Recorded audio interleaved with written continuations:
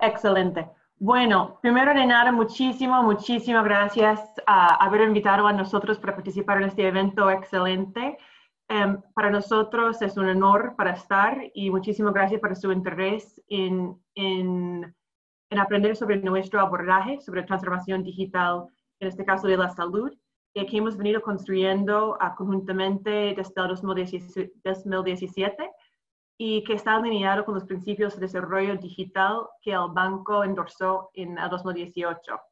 Pero yo creo que antes de comenzar, muy importante a recordar y pasar por todas las personas que hemos perdido durante la pandemia, en especial nuestros trabajadores de salud, que ya tenemos más de 7,000 personas quienes nos han,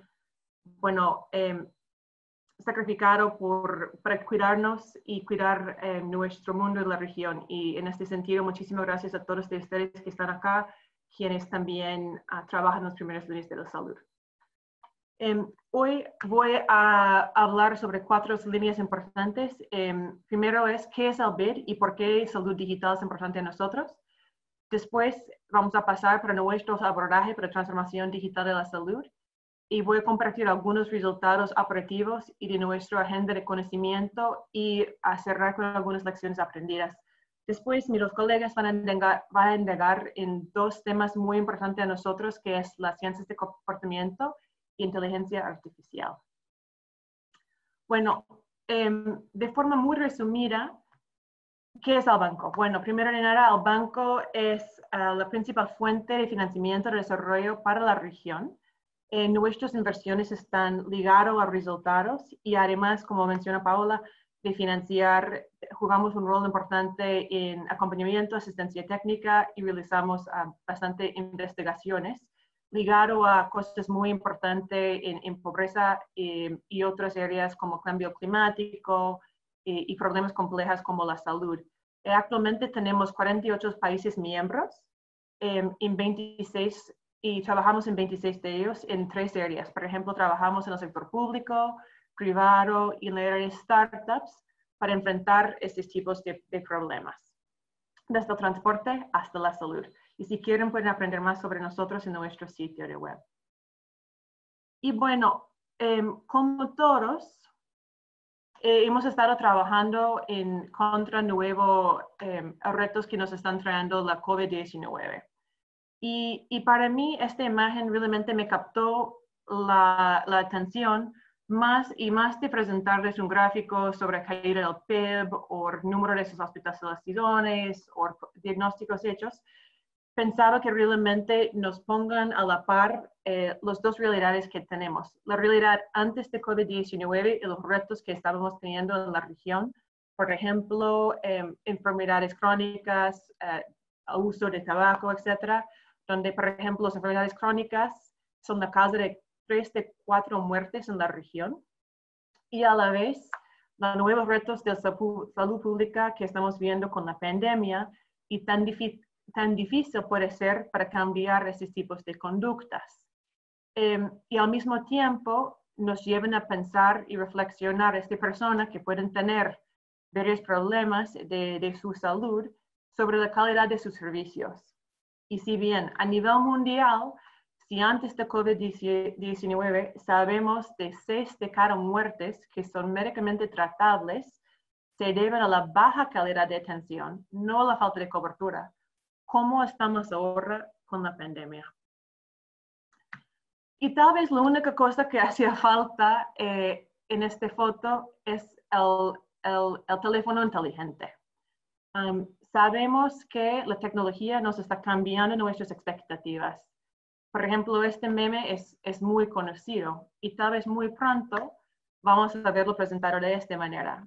Entonces, también en nuestro sector está cambiando por estos cambios tecnológicos. Pero sabemos que esto es un camino muy difícil y en forma general, en la región sabemos que se cuenta con una caracterización bastante incompleta sobre quién recibe los servicios.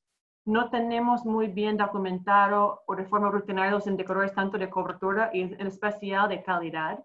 Y frecuentemente tenemos bastantes retos en conectar datos de producción con los datos de costos. Y bueno, esto obviamente es muy grave porque todos esos esfuerzos que estamos trabajando, tanto de calidad, la triple carga de enfermedades, sostenibilidad financiera y fiscal, requieren bastantes datos, porque sin los datos, los problemas de las personas se vuelven invisibles y no las podemos abordar de forma inteligente. Y para agregar a la complejidad del problema espacial que tenemos en la región, tenemos dos mundos distintos a tratar en la región.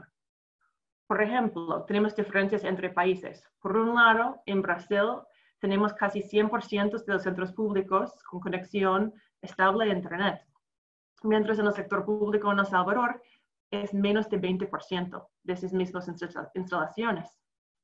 Y a veces podemos ver las diferencias en el mismo país, o en el caso que estamos viendo acá en la misma isla. Eso es donde estamos trabajando en Jamaica. Y estas fotos no solamente representan el digital divide, pero inequidades en salud, porque no sería la misma calidad que recibo en un centro al otro y imposible tener un continuo de atención entre estos dos ambientes. Así, por un lado, tenemos en la región un retraso en términos de la transformación digital en salud. Si bien sabemos que la historia clínica electrónica, algo que veamos que hay bastante charlas que estamos viendo en este evento, es algo muy importante, menos de un tercio de los países tienen una ley sobre su existencia. Y comparado a nivel global, que llega más de 50% de los países a nivel global sí tienen estos tipos de leyes y normativas ya desarrollados. Otros retos que tenemos son la interoperabilidad. Sabemos que estas cosas son críticos para intercambiar de datos, pero solamente 42% de los países sí tienen normas que nos permiten y nos digan sobre estos tipos de cosas, algo que estamos investigando en este momento. Obviamente hay otras cosas buenas que sí, donde sí estamos más avanzados, pero es para reflexionar sobre estos elementos fundamentales que no lo tenemos en este momento. Otra cosa es ponerlos en la práctica, que vamos a hablar en un momento.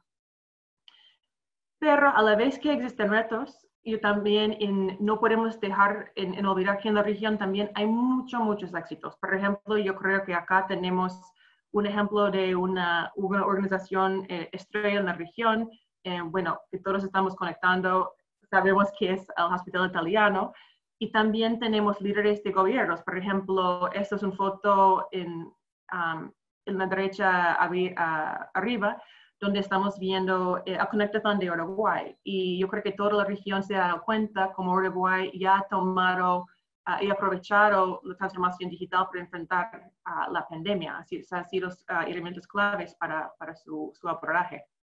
Y al mismo tiempo, también hay startups que están haciendo cosas que están en la punta de la innovación. Veamos aquí, por ejemplo, cosas que está pasando en Chile con imágenes de retina diabética y, por ejemplo, usando telemedicina aquí en Amazonas, en Brasil, para asegurar que más personas tienen acceso a servicios con calidad.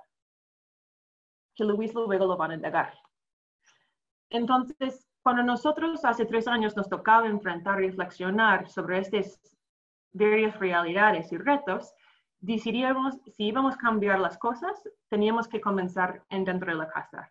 Entonces, primero nosotros empujamos fuertemente que el banco adoptó los principios de desarrollo digital y desde nuestra división también escribimos un documento explicando nuestra estrategia de cómo íbamos a implementar estos nuevos principios en la práctica, con los KPIs también, cómo lo vamos monitoreando. Y usamos un abordaje macroeconómico de pensar en cómo íbamos a apoyar no solamente la digitalización, más bien la transformación digital de nuestro sector, que tomen en cuenta estos 3 elementos críticos. Pero también supimos que no pudimos hacer esto sola.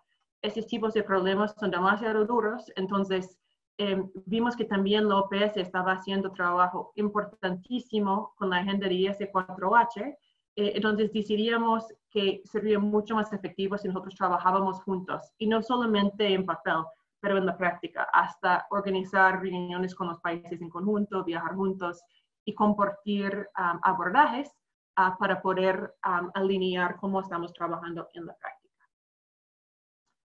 Y la primera cosa que hicimos era para cambiar nuestras conversaciones. En vez de hablar de qué proyecto de salud digital vamos a implementar o qué sistema vamos a adaptar y comprar, paramos y dedicamos bastante tiempo para entender cuál es el estado futuro del sector de salud en un país.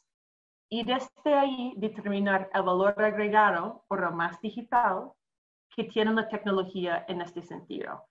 Y ahí, estos son un resumen de los pasos que usamos para poder hacer esto, que son probablemente que se ve como sentido común, pero a veces es mucho, hay una tentación muy, muy grande a primero enfocar en el sistema, o en el teléfono, o en el servidor que vamos a comprar, y olvidamos a ser muy, muy intencional a decir cómo esas cosas realmente van a tener un impacto, tanto en nuestros trabajadores de salud y nuestras poblaciones.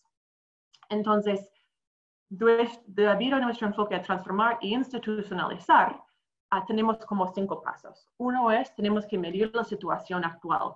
Entonces, tenemos que entender, como estaba mostrando, cosas fundacionales, como cómo están las normas. Usamos la modelo de Monterrey de IS4H. Nosotros también, por los países que estaban interesados en tener, o que están interesados en tener una historia clínica electrónica a nivel nacional, es decir, intercambiar información entre varios sistemas, nosotros también desarrollamos una modelo de Monterrey. Tenemos otros también como el CITIC.br que permiten a un país a medir el estado de avance de infraestructura de forma estándar para la digitalización del sector de salud. Y después de esto, trabajamos con el gobierno para que facilitamos un proceso para que ellos puedan decir cuál es el estado futuro que ellos vean para el sector. Y esto no es solamente en una sala de 5 personas, pues como vamos a ver en el futuro en la presentación, esto es un proceso muy participativo, donde tenemos varias personas desde diferentes sectores, académica, pública, privado, participando en co-crear este estado futuro a largo plazo, es decir, a 10 a 5 años.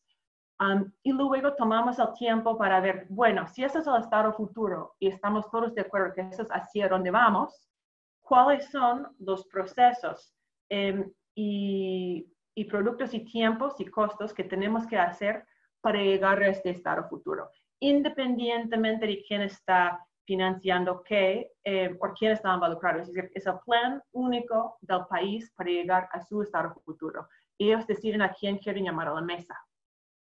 Y después de esto, obviamente hay que entender cuánto cuesta este esfuerzo para poder llegarlo y realmente hacer todo esto bonita en la realidad. Entonces hay una importante conversación sobre cuánto esto y cuánto tiempo esto puede gastar en hacerlo realidad. Y no paramos ahí con un documento, ahí enfocamos ahora en la implementación. Y acompañamos a nuestros clientes en hacer llegar este estado futuro a su realidad. Obviamente pivoteando, aprendiendo sobre la marcha y también intentando compartir aprendizajes con toda la comunidad.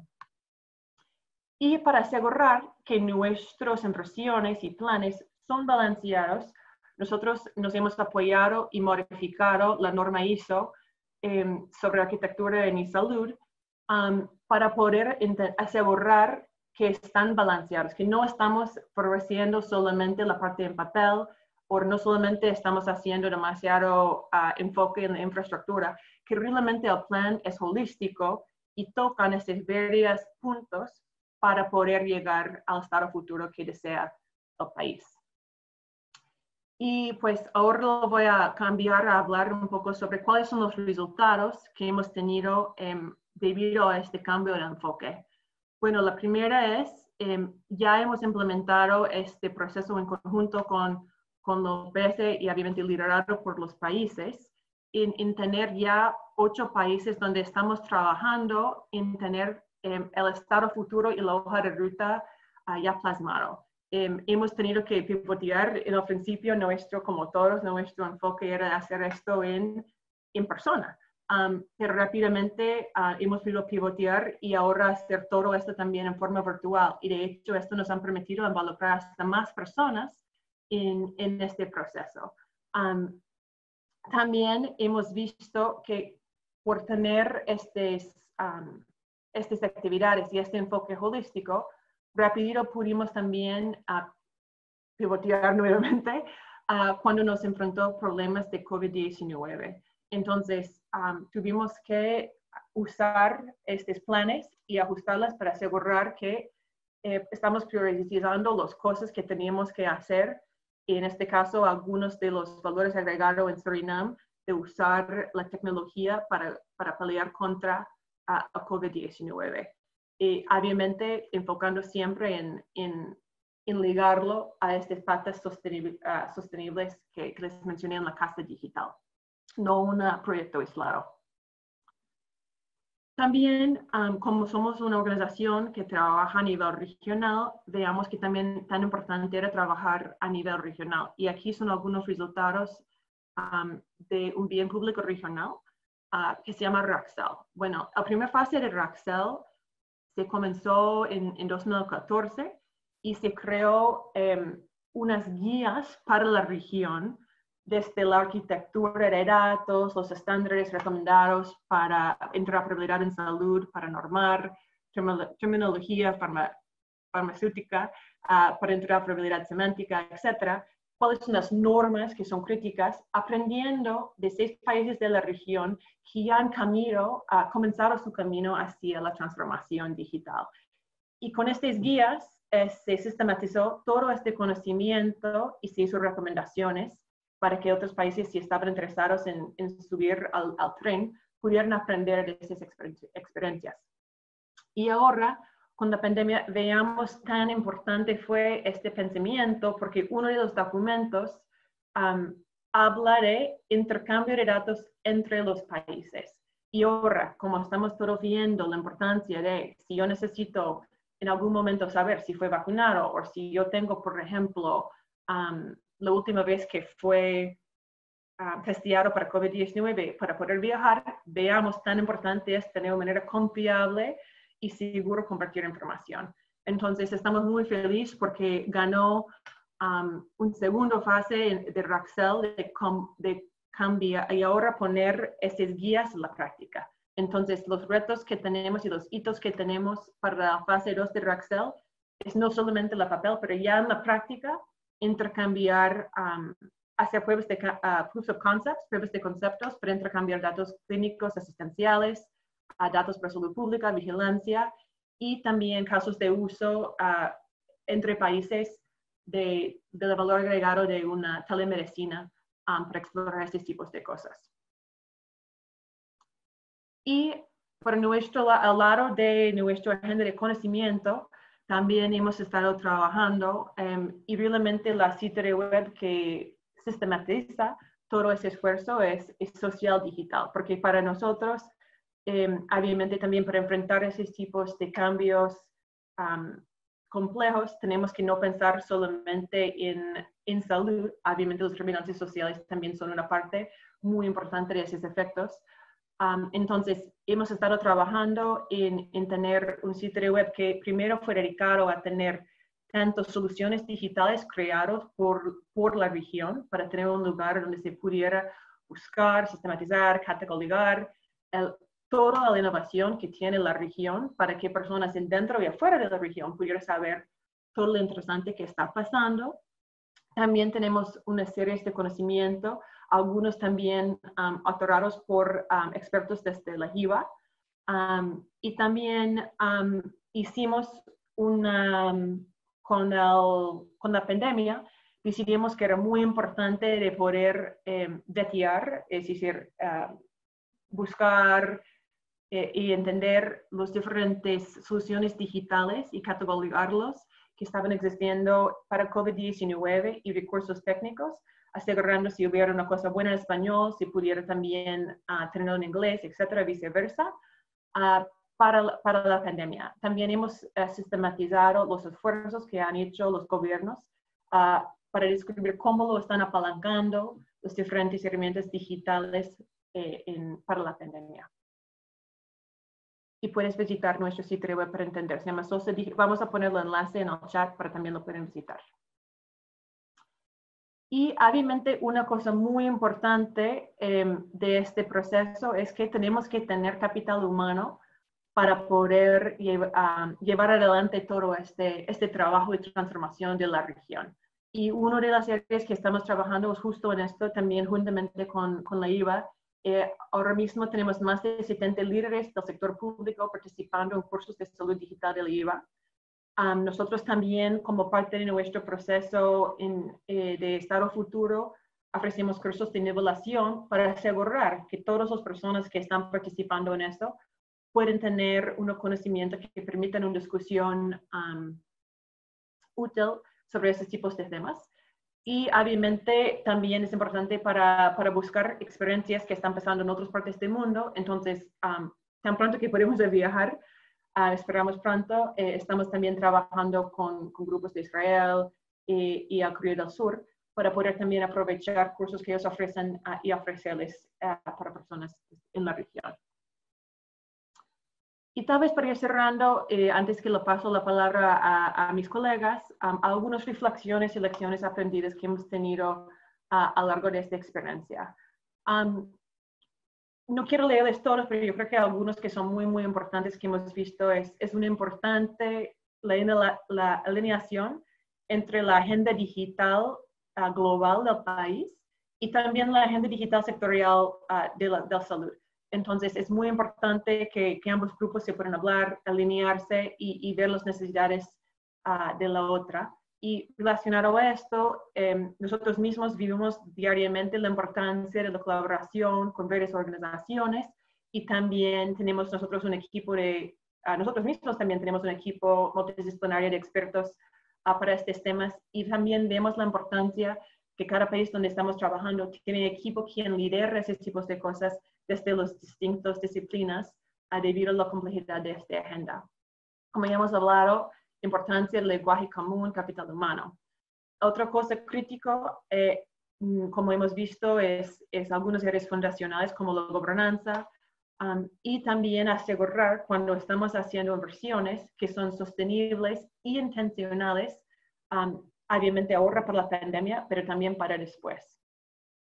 Yo creo que otra cosa que hemos visto relacionada con COVID-19 es que aunque estamos en el momento de pandemia, no significa que tenemos que crear más silos. Es decir, no podemos olvidarnos de la sostenibilidad y de la interoperabilidad.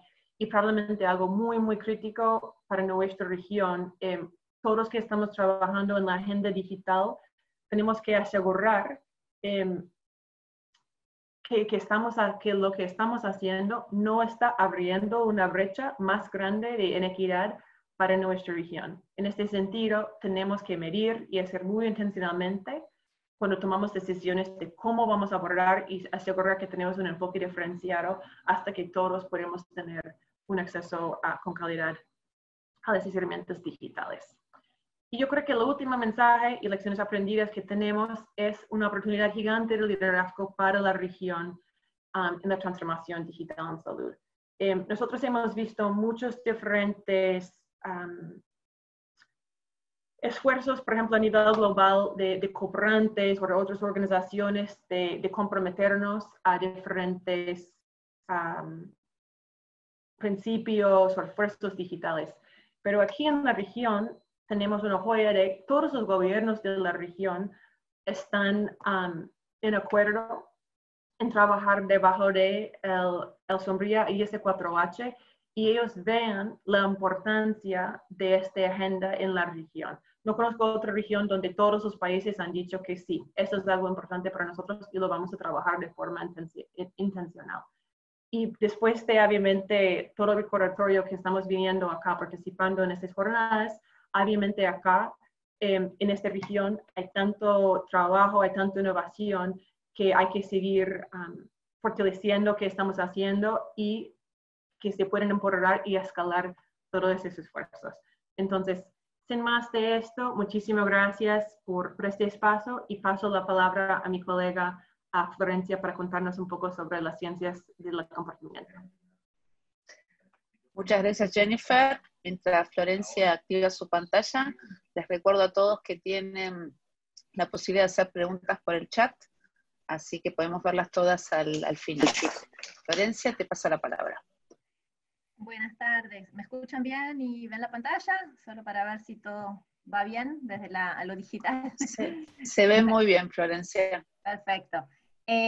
Bueno, por un lado, a contarles que yo soy la menos digital de este trío, pero creo que con la pandemia todos nos hemos vuelto digitales, nos ha obligado a aprender muchas cosas. Mis colegas saben que siempre les he estado llamando, ¿cómo hago esto? Así que esto ha sido una gran experiencia para mí también, en lo personal también. Pero yendo a la presentación de hoy, quiero contarles un poco el trabajo del grupo, del sector social en ciencias del comportamiento, y en particular con algunos aprendizajes para las políticas públicas, muchas que por supuesto tienen que ver con el coronavirus y con la pandemia y con el sector salud, en el retorno a la nueva normalidad. Entonces, primero, no es, no es, creo, nuevo para todos los oyentes aquí el tema que los rebrotes de las infecciones son un recordatorio preocupante de que ganarle el virus no va a ser fácil y que va a ser necesaria una vigilancia constante,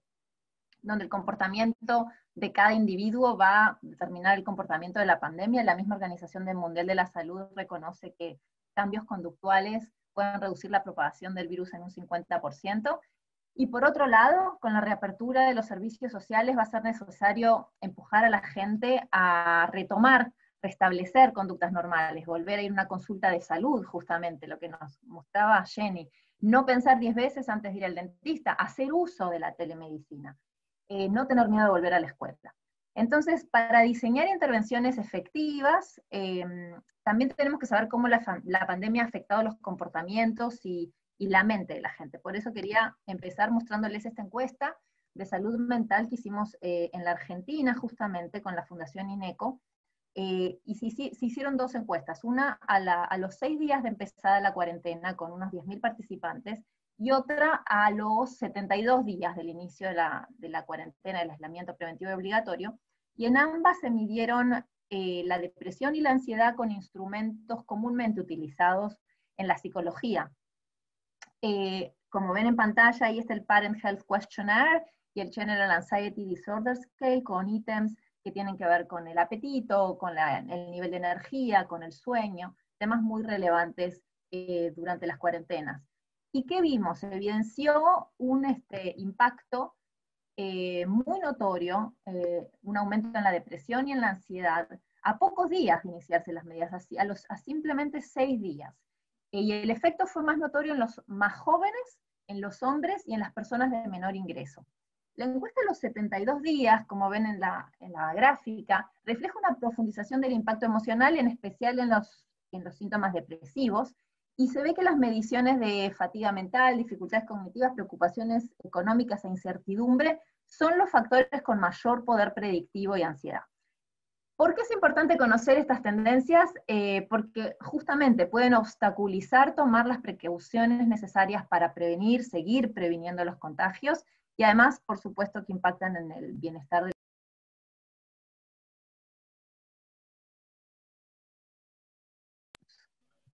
Hola. Florencia, ahí está, ahí volviste. No sé qué pasó con el mute. Ok, entonces otro estudio que quería mostrarles, creo que, a ver. No es, ahí está en pantalla, sí. Tiene que ver con un apoyo que desde el banco le dimos a la Secretaría de Innovación y Tecnología de San Pablo, en Brasil, en el diseño de mensajes de texto, que apuntaban al uso de máscara, a enfatizar la importancia de quedarse en la casa, el distanciamiento, con una evaluación experimental. Se enviaron ese mes a 75.000 teléfonos de un total de 1 millón que nos dieron de la Municipalidad de San Pablo, estratificado por género y barrio, y se plantearon 5 grupos de tratamiento: el deber cívico, las normas sociales, ahora me estoy dando cuenta que estaban ahí los ven en la base de la lámina, y al 20% de la muestra se le hizo una encuesta telefónica de seguimiento para medir el cambio de comportamiento autorreportado. Les cuento un poquito qué significan estos 5 marcos conductuales de cada uno de los mensajes que queríamos testear. El deber cívico hace pensar en los seres queridos, básicamente. Si ven, está en portugués, pero dice, evitar muertes de familiares y amigos es su deber, quédese en su casa. El de norma social más bien tiene que ver con lo que hacen los demás. Entonces decía, millones de personas están en sus casas en este momento para combatir el coronavirus, haga como ellas. El de reciprocidad tenía que ver con un tema de los profesionales, reciprocidad hacia el personal de salud. Entonces el mensaje decía, los profesionales de salud están arriesgando sus vidas, haga su parte para ayudarlos, quédese en su casa o use máscara. El de autoeficacia e identidad de grupo tiene que ver con la acción que uno puede hacer. Entonces el mensaje decía, cada uno está haciendo su parte, venceremos al coronavirus, haga su acción, importa. Y en el último, en la percepción de riesgo, de alguna manera más individualista, se decía, las personas pueden estar contaminadas sin saberlo. Una de ellas puede ser usted, no coloque a otros en riesgo y use una máscara o quédese en su casa. Entonces, el estudio, ahora sí les muestro los resultados, mostró que todos los grupos de tratamiento, todos estos 5 marcos conductuales, fueron efectivos en generar mayor concientización en relación a las medidas de cambio de comportamiento, tanto en distanciamiento como en uso de máscara. Y en agosto se escaló justamente esta intervención usando el mensaje más efectivo a 2.7 millones de personas en los 61 distritos con mayor ratio de contagios, y esto se va a evaluar próximamente. Otro tema importante en la pandemia, y este es trabajo conjunto con Luis y Jenny justamente, es el testeo y rastreo de contactos. Para depender únicamente del rastreo de contactos manual, es complicado porque es más invasivo, es más intensivo en recurso humano, por eso el uso de aplicaciones de rastreo es útil para salvar vidas, pero es útil para salvar vidas solo si lo usan un número suficiente de personas. Entonces, incentivar la adopción de este tipo de apps es clave. Entonces hicimos este año en el banco una encuesta telefónica representativa a nivel nacional en 10 países de América Latina y preguntamos, condicional a que las personas tengan un smartphone, ¿no? Que es el 75% de nuestra muestra, les preguntamos por una app hipotética, que el individuo se la descargaba si así lo deseaba, o se instalaba en la otra opción de forma automática y podía ser desinstalada. ¿Cuál era el beneficio de la app? La app le permitía saber si tiene algún síntoma de COVID y le iba a decir qué hacer. Entonces, para ponerlo en claro, a la mitad de las personas se les dijo que la app debía ser descargada activamente, mientras que a la otra mitad se les decía que la app estaría en su teléfono y ellos tendrían la opción de desinstalarla. Lo que se ve en los gráficos es que el 52% en la opción opt-in afirma que seguramente la instalaría o ya ha instalado la app oficial del país, mientras que el 67% en la opción opt-out dice que seguramente no la desinstalará. Pero como ven también, y no me va a dar el tiempo pero para comentar país por país, pero hay una gran variación por país, eso es importante. Y estamos trabajando en este reporte. Pero como conclusión, se puede ver que hay más posibilidades de que la aplicación esté en el teléfono de los latinoamericanos si la opción predeterminada o el default es que la aplicación ya esté en el teléfono y la opción sea la desinstalación.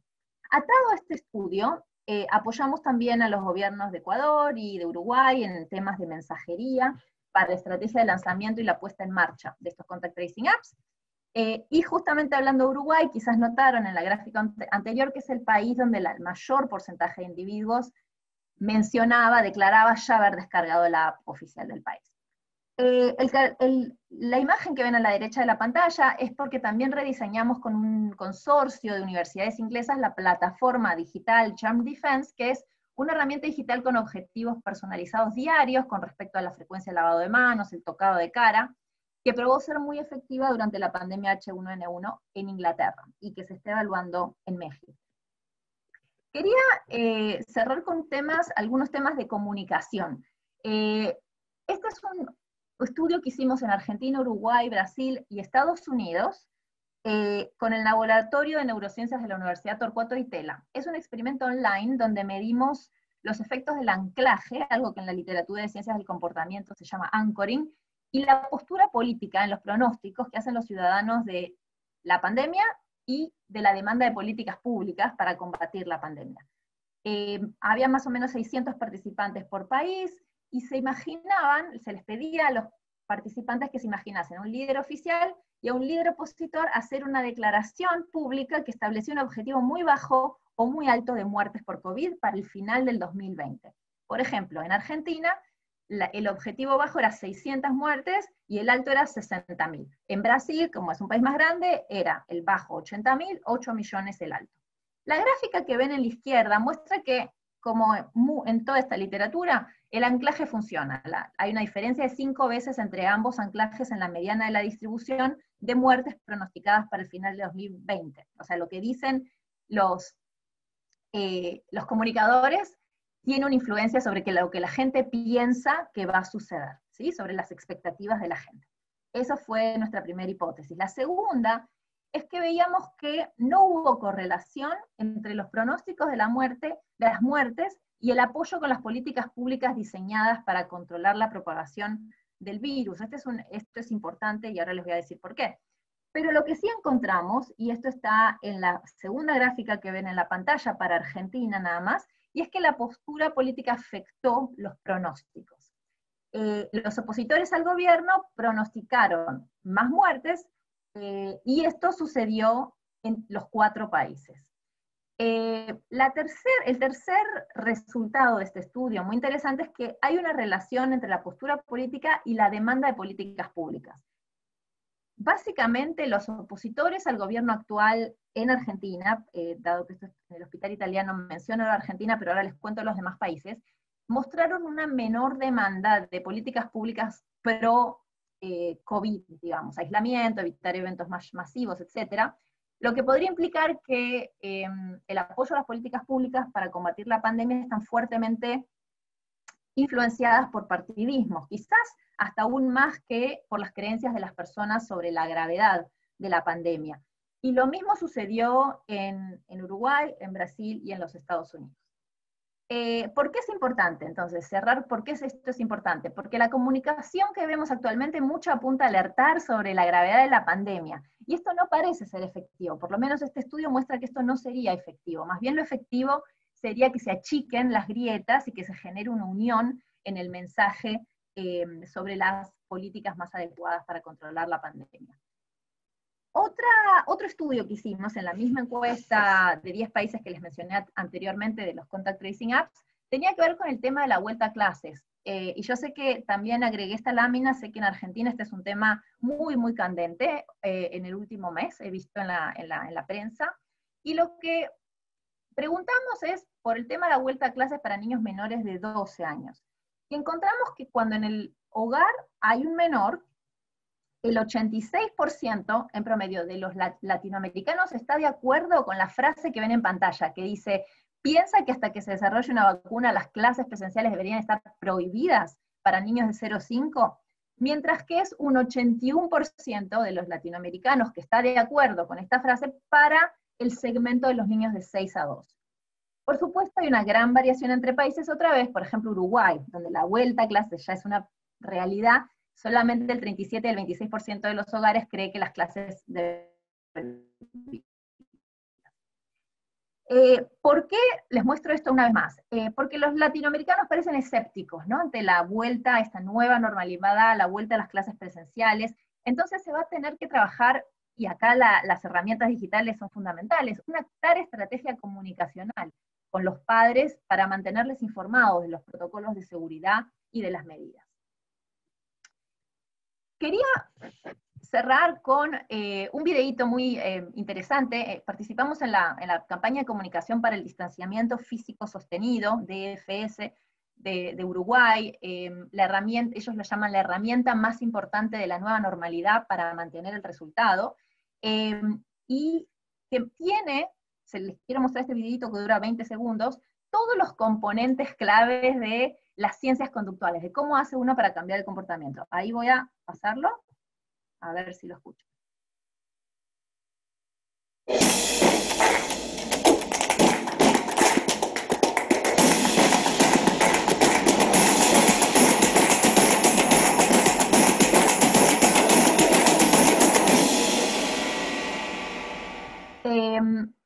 Básicamente, ¿qué tenía ese video ahora antes de cerrar con la lámina que hay en pantalla?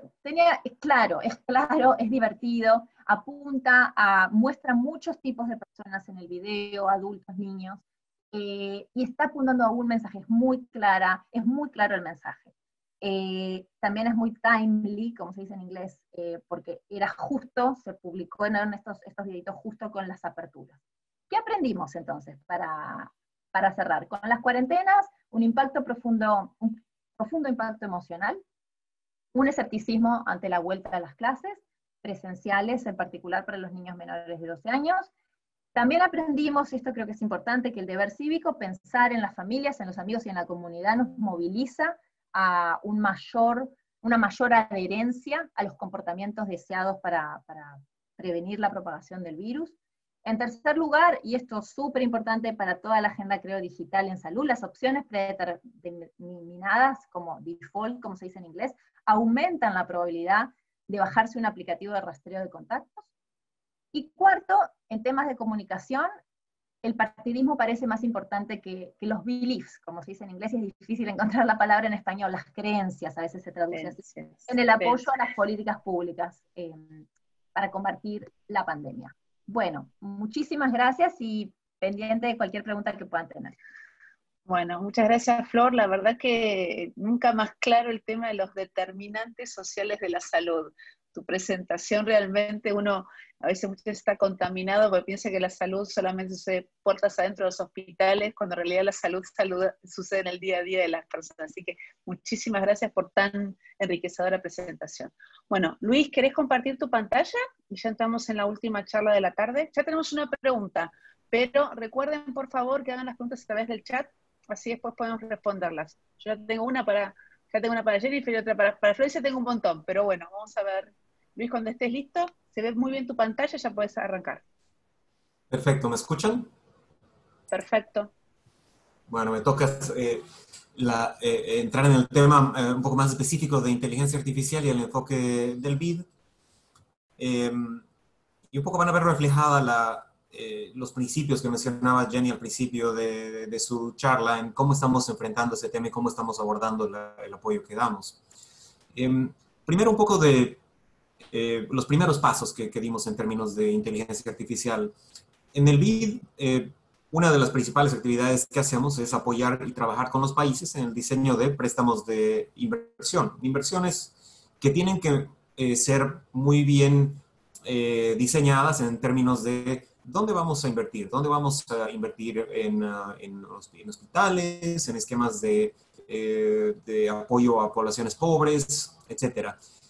Y una de las principales herramientas para esto son los mapas. Mapas inicialmente de pobreza, pero estos mapas dependen de que se tengan censos recientes y encuestas de hogares recientes. Y una de las principales, de los usos más tempranos que tuvimos de herramientas de inteligencia artificial fue trabajar con esta organización que se llama Flowminder para la utilización de imágenes satelitales en vez de censos, para comenzar a hacer mapas predictivos que nos puedan ayudar a identificar dónde entrar con intervenciones, por ejemplo, para apoyar a poblaciones pobres. Y de hecho, este tipo de mapas se pueden utilizar también para modelos predictivos y hacer mapas con temas de vacunación, analfabetismo, embarazos, etc. A nivel de hogares, también comenzamos a explorar el uso de herramientas de inteligencia artificial para seleccionar dónde apoyar a nivel de hogares. Y para esto comenzamos a utilizar no solamente esfuerzos internos, sino que comenzamos a utilizar crowdsourcing. Y de hecho hicimos un concurso con la plataforma Kaggle, ver quién tenía el mejor algoritmo para identificar a las poblaciones que deberían recibir apoyo. Este fue un ejercicio hecho en Costa Rica. Tuvimos 619 equipos de todo el mundo participando y compitiendo para ver quién desarrollaba el mejor algoritmo, y al final se recogieron elementos de los mejores algoritmos para construir el esquema que hoy día tiene Costa Rica para seleccionar beneficiarios de diferentes tipos de programas. Nosotros invertimos bastante en la evaluación de proyectos, evaluación de inversiones, para ver cuándo se tiene mejor impacto, cuándo una intervención tiene un mejor impacto. Y normalmente en salud, sobre todo, esto se complica a la hora de tener que pensar en pruebas clínicas y en grupos de control seleccionados aleatoriamente, sobre todo si estamos hablando de pacientes que ya tienen, por ejemplo, diabetes. Y esta fue otra de las intervenciones tempranas y usos tempranos de herramientas de inteligencia artificial para la evaluación de impacto, aplicadas a la evaluación de impacto, en este caso de un programa de diabetes en México, que se llamaba el Diabeteams. Es una publicación que sacaron 2 colegas nuestros, para, de nuevo, tratar de ver, sin la necesidad de tener un grupo aleatorio de control, cuáles modelos estaban funcionando mejor. Entonces, esto tiene que ver más con salud pública y decisiones a nivel macro. Desde hace unos 2 años comenzamos a meternos más en cómo se verían las implementaciones de algoritmos de inteligencia artificial para mejorar temas, el apoyo a la toma de decisiones, ¿no? A nivel más micro. Y esto, un ejercicio que hice que me parece emblemático es ver las principales enfermedades de los Estados Unidos, tomé las primeras 10 y buscar si existían algoritmos de inteligencia artificial que daban solución a algún tipo de solución a estas enfermedades. Y lo que encontré fue que realmente para la enfermedad que uno piense, va a encontrar algoritmos, y no solamente algoritmos desarrollados por estudiantes. Estos son algoritmos que están publicados en revistas académicas, normalmente con buen desempeño. Entonces, para el uso de algoritmos, para la política social, el algoritmo realmente no parece ser la limitante. Tenemos algoritmos, tenemos gente, tenemos académicos que están desarrollando algoritmos. Es esencial tener algoritmos y buenos algoritmos, pero parecen haber otros factores que son limitantes más fuertes del uso de la inteligencia artificial. Y eso tiene que ver con cómo los implementamos realmente a un nivel operativo, cómo hacemos que realmente el algoritmo se use de una manera que tenga un resultado positivo en lo que estamos haciendo. Y a raíz de eso se crea una iniciativa que es FAIRLAC, que tiene como meta la promoción de casos de uso responsable y ético de la inteligencia artificial en América Latina y el Caribe. Entonces, ¿cómo se arma un esquema para cumplir con el cometido de FAIRLAC?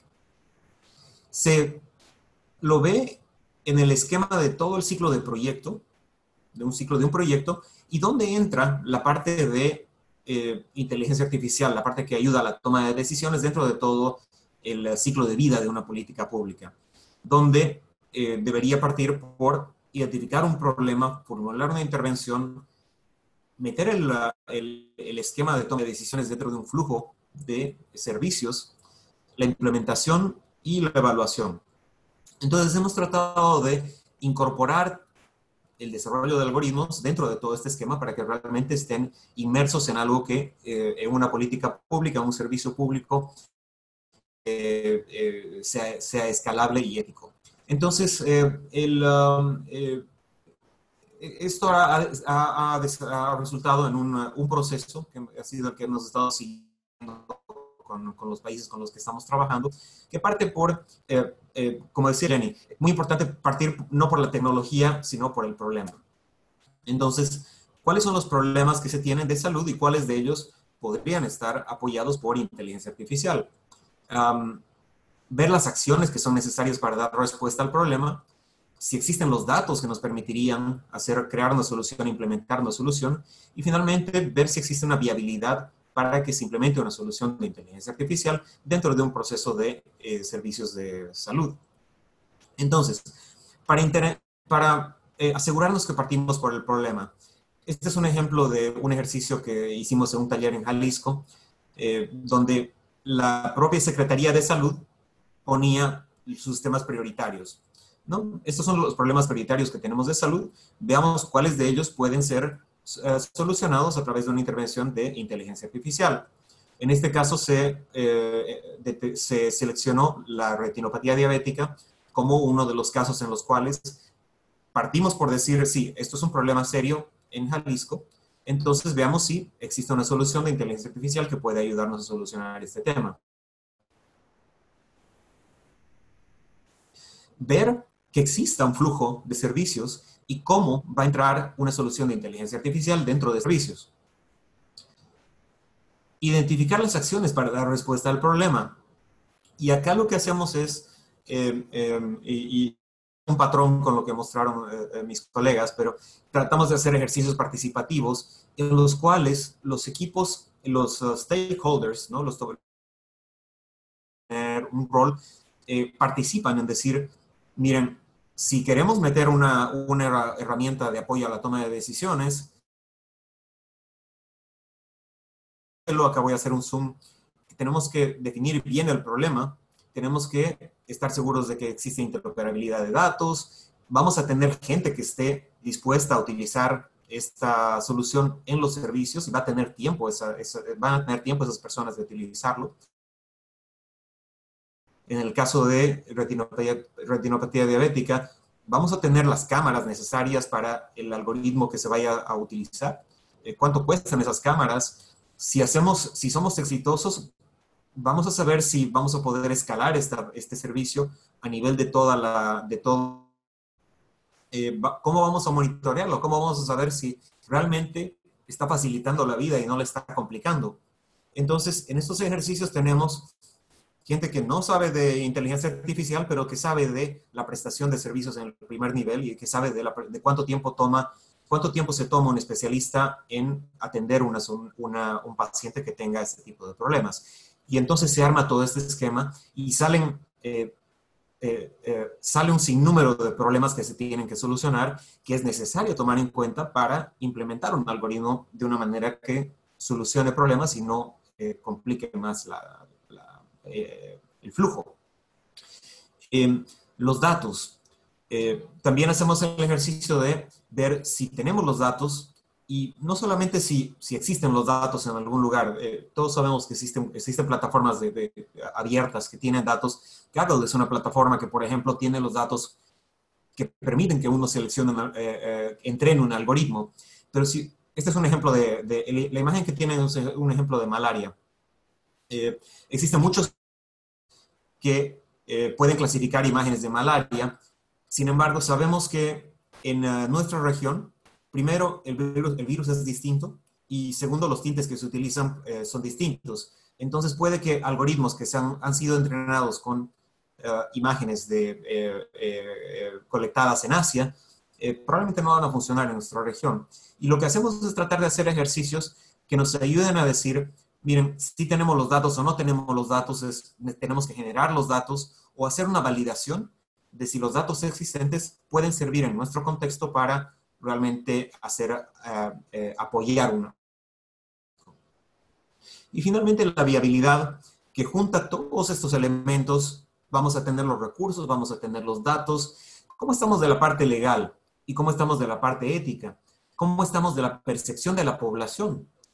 Y este es un ejercicio que hicimos en Costa Rica justamente para ver con diferentes participantes de la sociedad civil si había un apoyo o si había una apertura del uso de cierto tipo de datos para que se tomen decisiones o se apoye la toma de decisiones para la prestación de servicios de salud y no tengamos una reacción negativa de la población si se va a utilizar datos que pueden ser anonimizados, pero de todos modos generar una percepción negativa de parte de la población.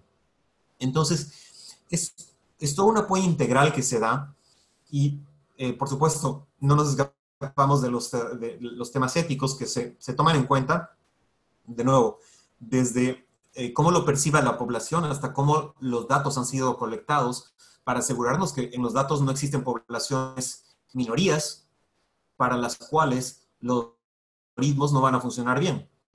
Simplemente no por discriminación intencional, sino porque en las bases de datos van a estar subrepresentadas.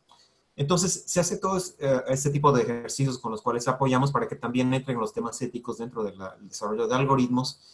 Y en este momento, la iniciativa FERLAC, a pesar de que es bastante joven, ya tiene algunos pilotos que de casos de uso. Estos son solamente los de salud. Existen varios otros que se están apoyando en educación y en en mercados laborales, en temas de género, pero se tienen ya varios casos de pilotos que se están apoyando para temas de salud.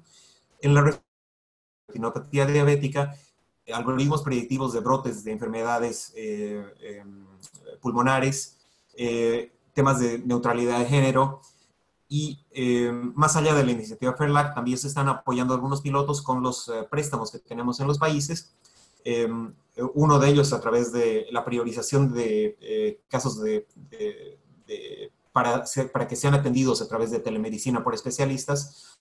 La priorización se hace con algoritmos de inteligencia artificial, trabajando con Laura, que es una empresa brasileña, para la detección, algoritmos que alertan de manera temprana casos que están deteriorando y se hace una detección temprana de sepsis, y algoritmos que ayudan a clasificar y seleccionar áreas de apoyo para política social con una firma que se llama Prosperia. Además de esto, acá está el link para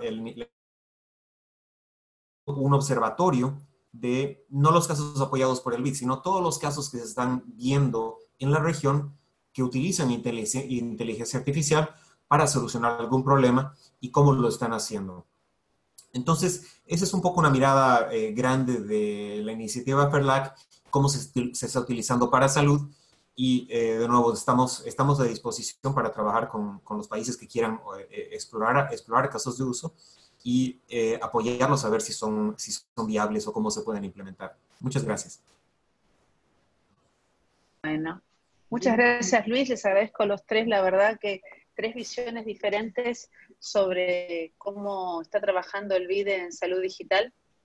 Así que la verdad que algunas cosas las conocía, otras no, así que siempre se aprende algo nuevo. Bueno, vamos a tomar ahora el espacio para preguntas. Así que voy a tomar la primera pregunta, que fue de Santiago Márquez Fosser. Santiago pregunta, con respecto al uso, esto es para vos, Florencia, con respecto al uso de la aplicación, y no solo a tener el celular, ¿hay diferencias con respecto a la estrategia in-out? También yo contesto, pero también le pido apoyo a Luis, porque la pregunta era sobre la descarga del aplicativo. Entonces, yo creo que no quedó la pregunta sobre el uso, porque también era más, bueno, complejo el flujo de las preguntas. Corregime, Luis, si estoy mal. Pero básicamente, creo que los resultados que yo, o sea, no creo, no estoy segura que los resultados que yo mostré son para la descarga. El tema del uso es algo que queremos seguir explorando, y esto es el apoyo que mencionábamos con Uruguay y con Ecuador, así que por ahora no tenemos resultados contundentes para mostrar en uso, sí en descarga. Pero Luis, si sentís que hay que complementar algo, adelante. Sí. Se me hace un poco difícil pensar en un esquema en el cual podamos tener el experimento controlado que tuvimos para la descarga. Y además que tenemos pocos casos todavía de uso de la aplicación, porque las aplicaciones son relativamente nuevas. Uruguay ya tiene más historia, pero tenemos ejemplos de Ecuador y Brasil que han comenzado a utilizar las aplicaciones. La situación se complica bastante porque los factores que aparecen a afectar más el uso son cómo está armado el flujo para que las personas puedan meter la información en las aplicaciones y avisar que fueron un caso positivo para que se pueda distribuir esa información. Entonces, más que el opt-in o opt-out, creo que hay un tema muy fuerte que tiene que ver con cómo es el flujo que se ha armado para la aplicación de un país para que el paciente pueda informar. ¿Es automático? ¿Tiene que hacer algo? ¿Tiene que llamar a alguna oficina?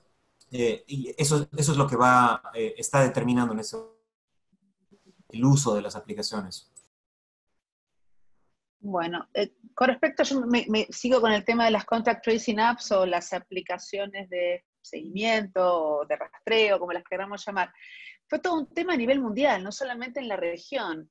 Generó mucho tema ético y seguridad y privacidad, hasta dónde yo abría mis datos. Es decir, obviamente que como es el camino al infierno está lleno de buenas intenciones, ¿no?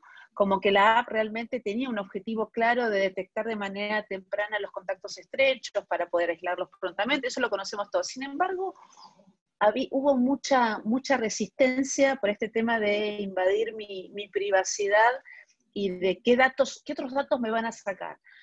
Florencia, ¿ustedes eso lo evaluaron o lo piensan evaluar? Porque la verdad que sería muy interesante, es decir, buscar este aspecto social donde la gente pueda confiar en la app sabiendo que simplemente le va a avisar o va a notificar para contener la enfermedad de alguna manera. Sí, de vuelta creo que esta encuesta en los 10 países tocó temas de privacidad, de cuidado de los datos, de cómo los latinoamericanos piensan esos temas. Y pronto esténse muy pendientes porque en pocas semanas va a salir el estudio y se los compartimos y creo que de ahí hay muchas de las preguntas que están saliendo que van a salir respondidas, pero ahora todavía estamos analizando datos y este es el primer gráfico que hicimos, el que vieron en pantalla. Por ejemplo, con Ecuador y Uruguay, el denominador común, y de vuelta, mis colegas acá, Jenny y Luis, son los expertos, pero fue el tema de que era el Apple, Google, convenio de privacidad, de que uno no tiene el nombre, en fin, estas son las cosas de las que ellos saben y les dejo también de vuelta la palabra, Jenny, si querés. Pero básicamente lo que sí quiero decirles es que en la encuesta vamos a saber mucho sobre cómo los latinoamericanos, porque no, como lo decíamos al principio de este año cuando propusimos esta encuesta en 10 países, es muy poco sabemos de cuán, digamos, invadidos van a sentirse los latinoamericanos. Así que van a tener resultados pronto y de vuelta les dejo a los colegas complementar. Sí, solo 2 puntos adicionales. Uno, partir porque a nivel técnico, las soluciones que se están implementando utilizan esta solución que es con los algoritmos de Google y Apple, ¿no? Que pone mucho énfasis en la protección de la anonimidad de las personas que están teniendo contactos. Entonces, a nivel técnico, lo que hemos visto es que podemos tener mucha confianza en que este algoritmo realmente no revela la identidad de las personas. A nivel de percepciones, es otro cuento, porque por lo menos en las conversaciones que tuvimos, y esto es en mucha parte anecdótico, no tenemos una encuesta de esto, pero la gente parece guiarse mucho, no tanto por entender la parte técnica de cómo funciona el algoritmo de identificaciones o de los tokens de las aplicaciones de Google y Apple, sino por confiar en el comunicador que les dice, que les dé el mensaje. Entonces, quien me está contando que puedo confiar, que soy anónimo, es una institución o persona en la que confío. Y en esto sí el cuestionario levanta este tipo de preguntas para ver en qué tipo de instituciones o en qué tipo de personas, de actores, la población confía más en los distintos países. Y de nuevo, estamos corriendo a toda velocidad para sacar el informe completo, pero va a estar muy bueno. Sorry. Jen, ¿querés agregar algo? Bueno, tal vez solamente para comentar, yo creo que una de las cosas que es justo que estamos viendo es también contradicción, que también vemos que, por ejemplo, en la encuesta también estamos estudiando si usted compra en línea, si usted comparte mucha información en redes sociales, entonces, y si también usted siente cómodo en descargar esos tipos de aplicaciones, ¿no? Entonces, hemos visto, obviamente, muchos ejemplos ya de esto, de, por ejemplo, la privacidad, si puedo cuidar mis datos por 10 centavos, no lo haría, porque no vale la pena, pero al mismo tiempo es decir, digo que es algo muy importante para mí, pero mis acciones tal vez muestran algo distinta.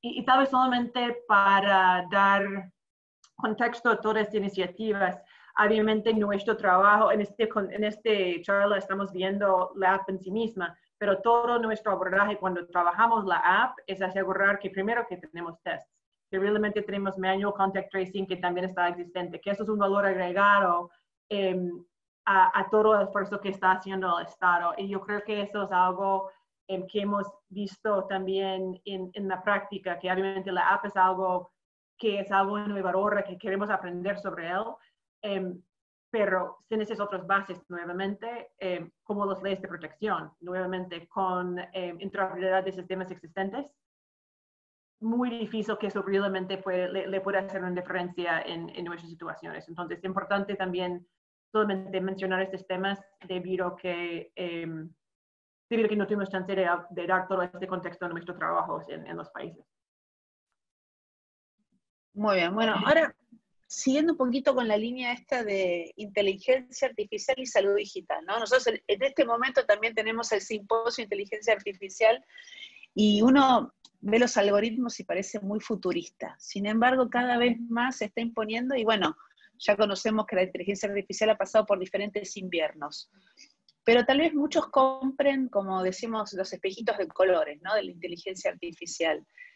Si uno va a hacer una estrategia de salud digital en un país, ustedes como BID, tanto principalmente, Flor no te dejo afuera, pero esto es más tema de Jen y de Luis. Es decir, ¿pondrían inteligencia artificial como parte de la estrategia digital para un país si piden financiación a algún proyecto?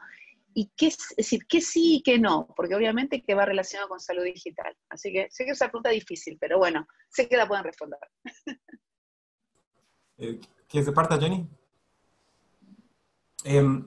Sí, y yo soy economista, o sea que la respuesta es que depende. Entonces, pero te digo de qué depende.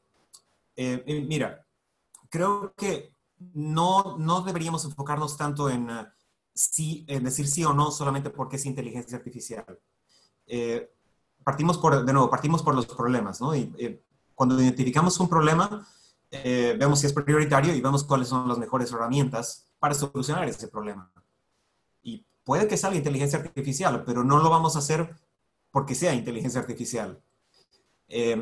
Sí estamos viendo casos en los cuales, y estamos apoyando proyectos en los cuales la inteligencia artificial juega un rol, y juega un rol importante, y los casos en los cuales vemos los mejores resultados, yo creo que son los cuales, en los cuales no se hizo una prueba intencional de, sí, acá tengo un algoritmo y veamos dónde usarlo. Si no, tengo un problema, veamos cómo lo solucionamos. Ah, miren, aquí hay algo de inteligencia artificial que puede ayudar. Lo que estamos haciendo con una publicación que de hecho va a salir también en las próximas 2 semanas, espero, es un documento que da un marco acerca de cómo tomar decisiones tomando un punto de vista de riesgo del uso de la inteligencia artificial. ¿Qué quiere decir eso? Existen algoritmos que, dependiendo del uso que se les dé, van a tener más o menos riesgo. Si es un algoritmo que va a decidir o va a intervenir en decisiones acerca del tratamiento que se le va a dar a una persona, es algo que tiene que ser muy revisado y muy validado. Si es un algoritmo que está lejos de la toma de decisiones que van a afectar directamente a una persona, es, no sé, un algoritmo que te va a dar recomendaciones acerca de cómo llevar una vida más saludable, tal vez uno puede digamos, tener menos énfasis menos rigor en la evaluación. Entonces, tener una especie de matriz en la cual uno pueda clasificar los algoritmos y el uso que se les va a dar de acuerdo al nivel de riesgo que vayan a tener. Esto tiene que ver con qué tan algoritmo es una caja negra o no, y en qué momento en la toma de decisiones se está incorporando el algoritmo. Pero la respuesta corta a tu pregunta es sí, lo estamos haciendo, estamos utilizando algoritmos de inteligencia artificial, pero no porque sea inteligencia artificial, sino porque ayudan a resolver un problema. ¿Bien? Sí, y tal vez solamente agregar que, complementar justo que Luis está diciendo, también complementa esta visión holística. Entonces, ustedes vieron que tenemos, por ejemplo, la casa digital, ¿no? Entonces, si estamos pensando en la inteligencia artificial, nos podemos pensar, ok, ¿cómo está tu casa?